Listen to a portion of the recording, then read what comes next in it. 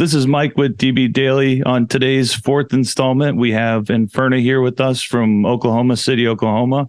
As far as I'm aware, they have 3 releases, and looks like they're hitting the road in September of this year. How's everybody doing today?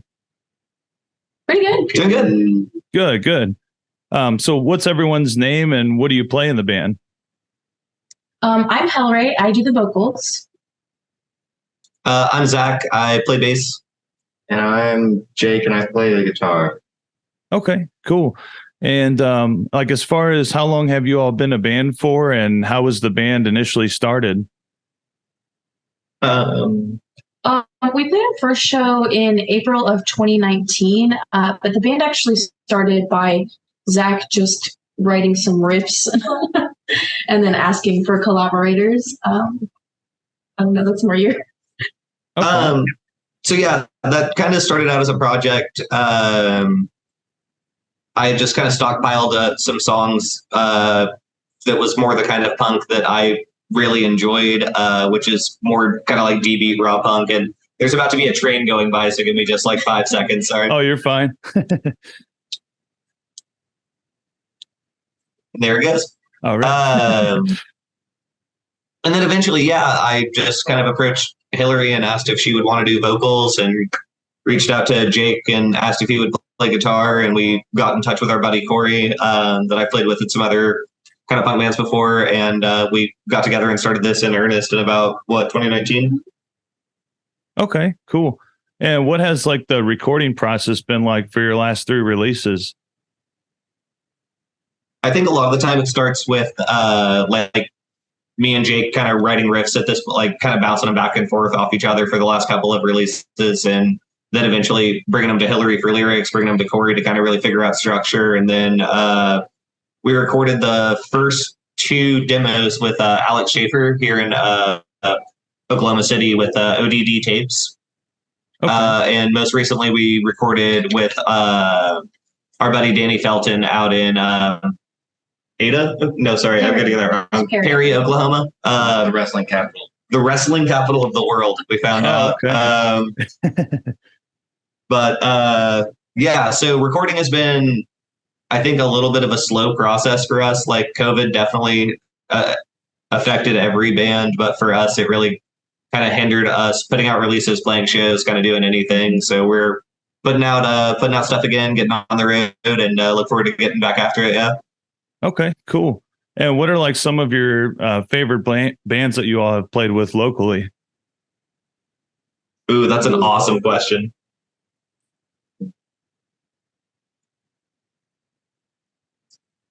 If y'all don't have any, I'm going to go. Go ahead. Talking about like local bands in Oklahoma City, or yeah, absolutely. Shaka is a really, really awesome hardcore punk band that we're going to go on the road with in September, and they are worth checking out. But they also play in this other band that's like it's like B-52s meets egg punky like CCTV kind of stuff, and it's Rockstar Nightclub. So I'm very stoked on those bands right now. Last night we played with a couple of younger bands. It was one of the band's first shows, but like definitely excited on that. Star 7 and the Peace Monsters. Otherwise, if like Discern is a really, really great like local death metal band that we play with quite a bit. Tar Creek. Tar Creek is an awesome, like more on the metal side of things, kind of band that we play with a lot. Diced is a band, capital HP hardcore punk band from Tulsa that just dropped a demo a couple of months ago. Definitely worth checking out. Okay, cool. Yeah, it's funny you bring up the B-52s. I've actually got a B-52s poster over here. Oh, nice. I always figured that would be something that everybody would kind of dog on me for, but there it is. So universally beloved. Yeah, absolutely. And what are like some things you would say have been beneficial in the DIY punk and hardcore scene in Oklahoma, or even just some things that are like resources that have kind of helped you, or you think even other bands from your area? Ross Adams. Call Ross Adams. What else you got? No, there's a lot of we're really really fortunate to have a really long running all ages space in Oklahoma City. 89th Street, OKC, is on the other side of the train that's currently going by. Just it's that building has housed 3 venues and a couple of bars at this point since I think the late 1970s, but it's been all ages clubs pretty much our entire lives. And so being able to have a space like that where we can book shows and get up there and play and kind of build that community has been really, really great for us. Yeah, I would also just say that in Oklahoma, it's kind of like we're not exactly getting a lot of national attention for most of the music that comes out of this state. So it's a lot of us having to just be there for each other and support each other and kind of do it from the ground up, because like what other resources do we really have around? So that kind of brings a cool ethos to it. Right. Yeah, that's always helpful. I can kind of relate to that. In the St. Louis area, we do play with like a lot of different genre bands, but it's all kind of one community. So it's definitely beneficial in that sort of aspect. What kind of tends to be the subject matter of the lyrics for the band, and how did those kind of come about?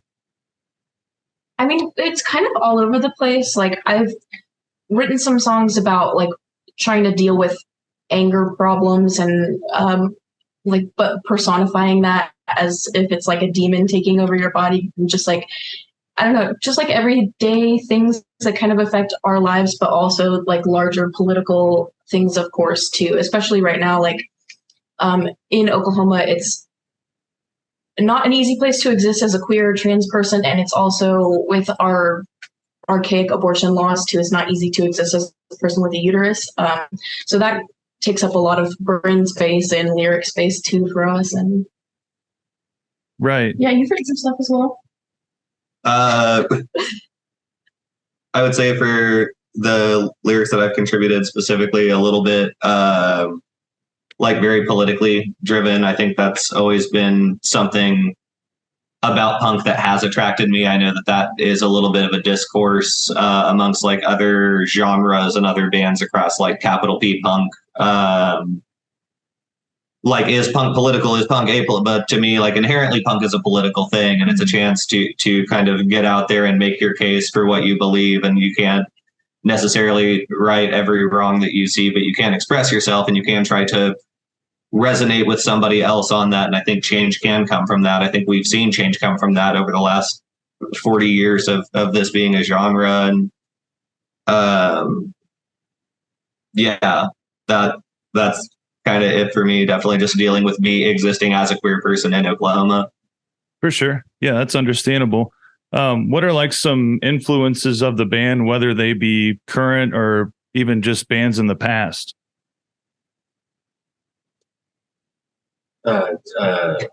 Skit System. Solid first answer. That's the first one that comes to mind. Wolf Brigade. Most of the Scandinavian press bands. The classic DB. The classic ones. Classic DB show. For me, some more current bands, like obviously there's decades worth of really good music going on, but current bands that made me really excited to do some music would be Wild Speaker from the Denton, Dallas area, and then Wretched of the Earth from Portland. Both were 2 bands that I was just like listening to constantly right before we started this band. And I was like, I think I could do this. Like, I really want to put myself out there in the same way that I'm listening to these bands and like really inspired by them. Okay. And like, what are some, I think, you can go ahead. I'm sorry. Oh, sorry. No. You're good. I got like old school DB, like obviously like Shitlickers, Zionos, a lot of like disclosed Japanese hardcore. Like we take a lot of influence from that, but I think that like sonically what also draws in our influence is the fact that like me and Jake are both super into just like black metal and death metal, and we're into power violence and a little bit of hardcore as well. And so like we try to meld a little bit of that into kind of the formulas that we like from like the Scandinavian rockers. Yeah, I can definitely see the other influences in your guys' music there, because when I was listening to, I think it was maybe the latest record. Was that one the Split, I believe? Yeah, that's right. Okay. When I was listening to that, there was probably, I think it was two songs, and I might not be right here, but there was like two songs that almost had kind of like an early 2000s, like hardcore, almost metalcore breakdown in that. And I was like, holy shit. Like I've kind of been burnt out about breakdowns because I've done all that like in the earlier 2000s, but hearing that on something that has like DB crust influence and all that is really cool. And it takes you by surprise. It's definitely not something you'd expect. So I thought that was cool. We like to think of it as like a reclaiming of it from Two Steppers. Yeah, exactly. That's awesome. What are some things, I know you were kind of saying earlier, I guess maybe not necessarily people from other places know much, I guess, about Oklahoma. And you were kind of saying people may or may not have kind of put that on their map as a place to discover bands from. What are some things you think or that you would want people from other places to know about the scene in Oklahoma? Come here, check it out. It's insane. Like I don't know. I feel like it's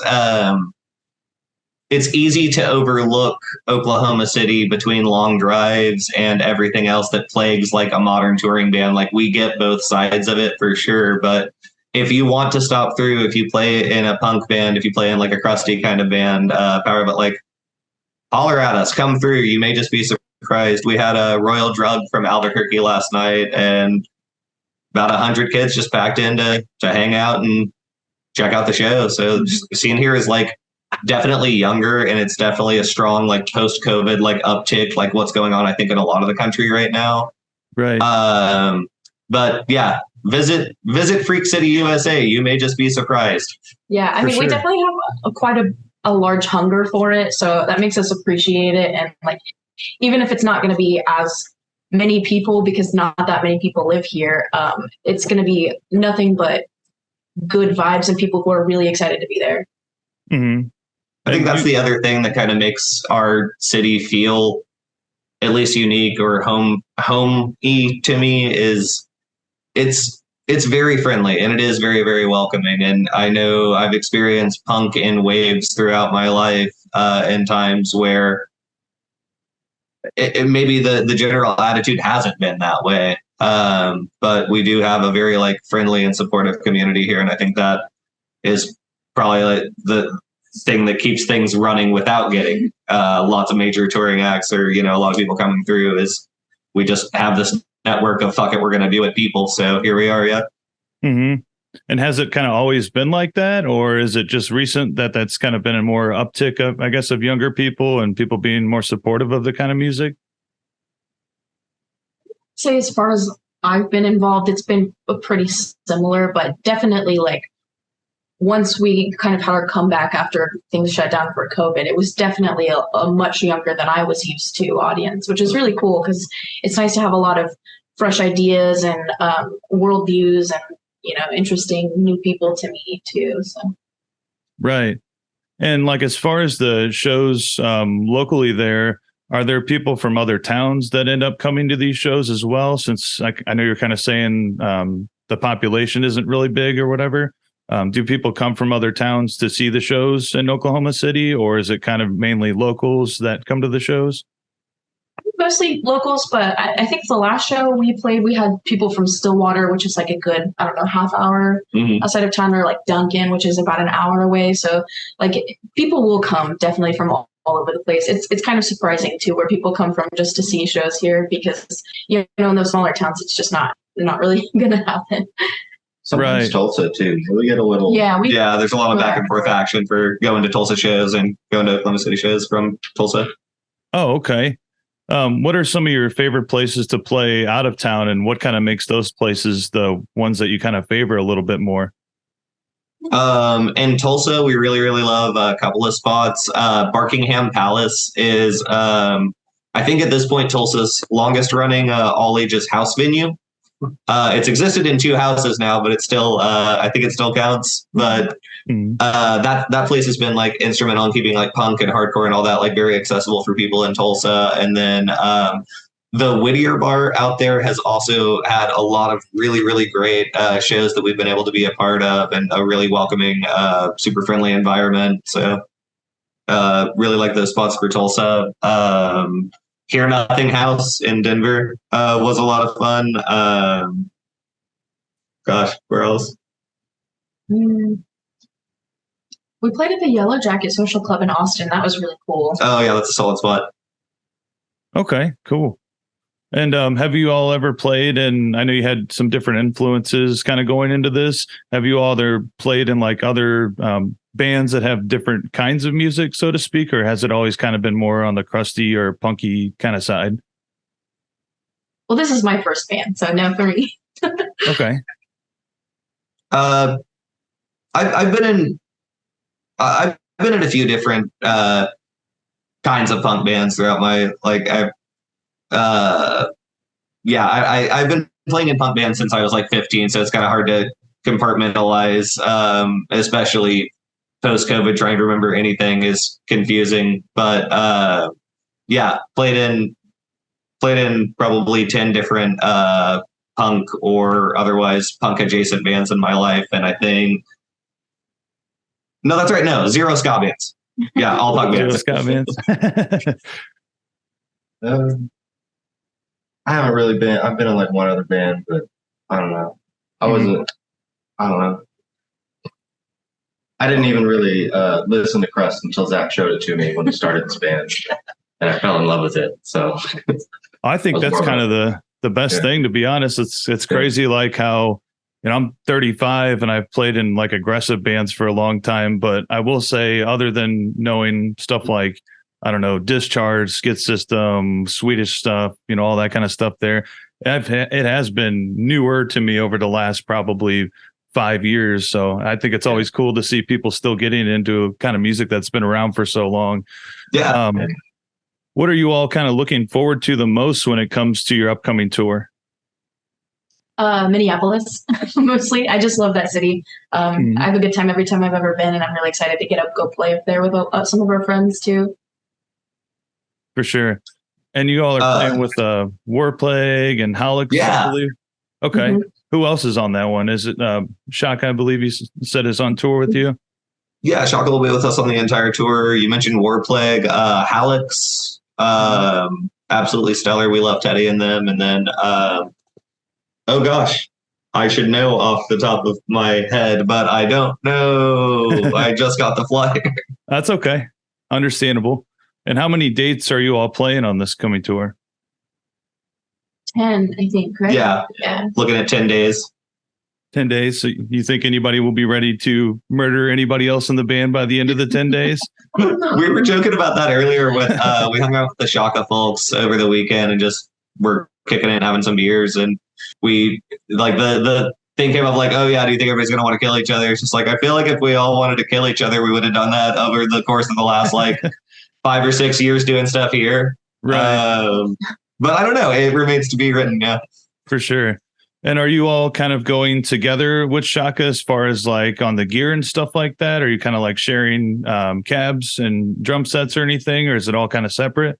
Oh, sharing gear for sure to kind of lighten the load for everybody. And then they're taking a van, and we've got a buddy of ours driving us as well. Okay, cool. Yeah, that's always nice to be able to share the gear. I know for drummers, it's not always the easiest thing because everybody's pretty particular about their setup and stuff like that. But definitely nice to at least be able to share cabs and stuff like that. What are your plans kind of going forward for the band? It's been a real busy summer. I don't know. We put out the split and we ended up playing a lot more shows than we originally intended to commit to. And then this tour just kind of snuck up on us. And we're really, really stoked to go play Barkingham in Tulsa and to play with Mindclot at the St. Cole in St. Louis and to play at Legends in Cincinnati. And like, I wish I could plug every single city because we're seriously so excited. These are some of my favorite places to tour in bands previously and to go see old friends and to get to do this, especially not that I maybe have some hangups, but like especially post-COVID when we weren't sure if we were going to ever get to do this again. It's just I'm just excited to get out and get after it. Right. Yeah, but I mean, going forward, I think our next plan is probably to start writing for another release, an EP of some length. But that tends to be like winter is when we kind of get in our little burrow and start writing and get ready to release it all in the spring if possible. Right. And do you plan on going back to somebody that you had previously recorded with, or do you plan on exploring like another avenue, I guess, so to speak? Someone offered. Yeah, we've kind of talked about maybe traveling to do our next recording, just kind of for the fun of it mostly, but also to get explore different sounds and different people. So I think that's up in the air at the moment. We've never worked with anybody outside of Oklahoma, and we're really thankful for the people in Oklahoma City that we have worked with. But definitely looking at new opportunities and just kind of continuing to grow this project, because it seems like the more we pour into it, the more we're getting back from it. So it's just been fun to see where it goes. Mm-hmm. Yeah, and I know you kind of said something about like, obviously it's pretty across the board with a lot of bands over the time period where we all kind of locked in the house and doing all that stuff there. Have you noticed like in the very beginning playing shows again, did you kind of notice like a little bit of people being very timid whenever things were kind of starting to get lifted and everybody was coming back to shows? Like it was almost kind of awkward in a way.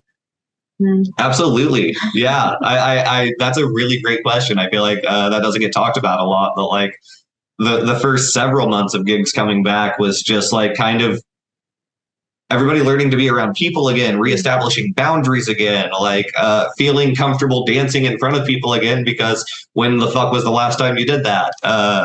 For so many people, it was and just like being like, should I hug my friend or should we like keep a distance?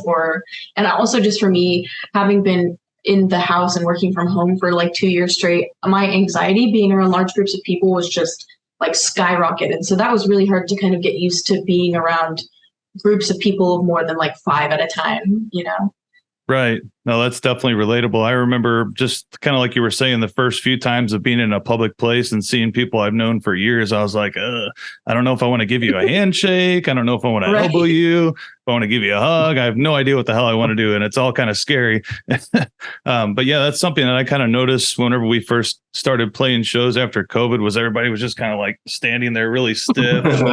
There wasn't really a whole lot of energy, but it's nice to see it all kind of starting to come back again and people being able to get out there and do things that were normal. So that's always nice. And I know you said you were kind of exploring the idea of maybe traveling to record next. Is that what you were saying? Yeah. Okay. Is there any places in mind that you are thinking about doing that, or is it just kind of up in the air? I think you had talked to somebody in Austin, maybe. I don't remember the name of the studio, but I don't remember the name of it either. It's been so long since we've talked about it. Yeah. No problem. And Someone is there Ross hooked us up. Yeah. Once again, called Asper Ross. Yeah. A buddy of ours put us in contact with, and I will amend this and eventually send a note, but a studio down in Austin that records a lot of music that's a little bit more similar to what we do than anything that's really, I'm sure Mindplot and like other bands, like I know Victim of Fire and Intercept, like all these DB bands and crust bands, while they're popping up, they may be like one of the only ones in their area or one of the only like couple in their area. So there's not a lot of people who can record us in Oklahoma City who have been in DB bands or crust bands or anything like that. So currently looking at a couple of studios in Texas with people who are a little bit more familiar with our sound. Yeah. Okay. I totally understand that. Yeah. We were, whenever I was talking to Andy from Warplague, he was also kind of mentioning similar thing, kind of like to where first few records, while there's not necessarily anything wrong with them, you're almost kind of trying to encompass this specific recording that works well for that type of music. Exactly. But, not necessarily too polished, but also not necessarily too sterile, but also having, the grit and everything in there to it. So that's kind of where we're at as far as our stuff goes. We actually just found somebody in Sweden that plays for the band Ursit, and I believe he did Crutches recording. Love your band. Yeah. I love that band. It's a great band. They're actually pretty inexpensive from what I hear to do the mixing and stuff like that. So I think we're kind of going that route too. So if you ever want to look into that, that seemed like radical. Thank you. Yeah, we'll check that out for sure. And what are some things you guys want to plug for the band? Like I know we kind of mentioned you're thinking about doing some recording in the future, obviously going on tour now. Anything out right now that you want people to check out, or do you have merch or? Check us out. We're on Bandcamp, Inferna OKC. Follow us on Instagram, Inferna OKC. We're on Spotify, Apple Music. Like if you have it, you can check us out on it. Otherwise, come see us on tour. Check out the dates on Instagram. We're coming all around the Midwest for 10 days, like we talked about with our friend Shaka. Definitely don't want to miss Shaka. Really, really cool, high energy, hardcore punk band from fabulous Freak City, Oklahoma. Otherwise, that's it. Yeah. If you live in one of those cities and you want to let us sleep on your floor, holler at us on Instagram. That would be sick. That's September 16th to 20th or whatever. Yeah. Yes. I don't know if we've mentioned the dates. Oh yeah, that would be a good thing. September 26th to the 25th. Yeah. For sure. I'll be able to. We're think I can. doing great at this. I'm not very technically inclined, but I think I'll be able to put like a little thing up here somewhere with the dates on it, hopefully. So that's actually the other thing I was going to ask. Do you guys plan on like staying in hotels or motels, or do you plan on more of like sleeping at people's houses if that's available? We're kind of gonna wing it, see how it goes. Right. We definitely got contacts in a few cities that like no problem gonna get put up, but otherwise, yeah, not unfamiliar with just winging it on the road. So Right. see how it goes. See where you end up. For sure. Live a little. Alrighty. Well, did you have anything else you wanted to add? I don't think so. No, just No? thank you, DB Daily. This has been a lot of fun. We've been looking forward to it. Yeah, no problem. Thank you all for sitting down with me and taking the time. And I hope you guys have a great rest of your week there. You too. Take care. All right. Thank you.